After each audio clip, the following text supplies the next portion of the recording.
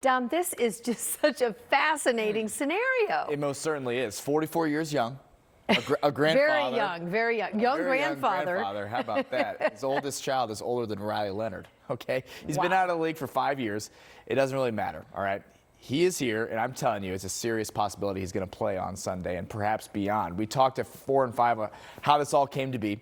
Bottom line is this: the familiarity with Shane Steichen, the playbook, the Colts organization, and his former teammates, 14 of which are still on the team from 2020, were the main factors in making this a reality. Let me be very clear. Philip Rivers is very aware that he's 44 years old, and he's been out of the league since 2020. He joked, "Look, I wasn't running away from people then. What's the difference now?" Certainly, there's a healthy amount of skepticism on if playing him would ultimately give the Colts the best chance to win. I asked Shane Steichen today, even if it isn't this week, do you believe Philip Rivers can get to the level of play necessary for these last 4 games? He said if he didn't feel that way, that Rivers could play at a high level, he would not be here. Rivers says with each passing moment, he feels more and more confident that he can, in fact, do this, but he's not looking past the fact that he has some limitations. Both Steichen and Rivers with more from today.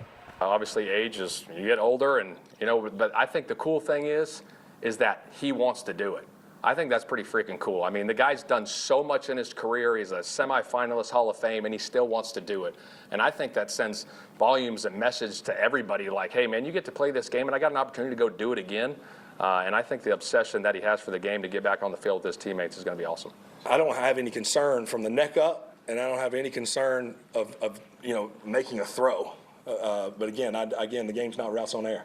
Again, I'm not naive to the challenge that's ahead at all. But I keep saying keep it that simple. I'm trying to keep it that simple. As long as I can live with the results, both good or bad, and go back home and move on, then I was willing to go for it. And I was able to get to that place mentally. Simple.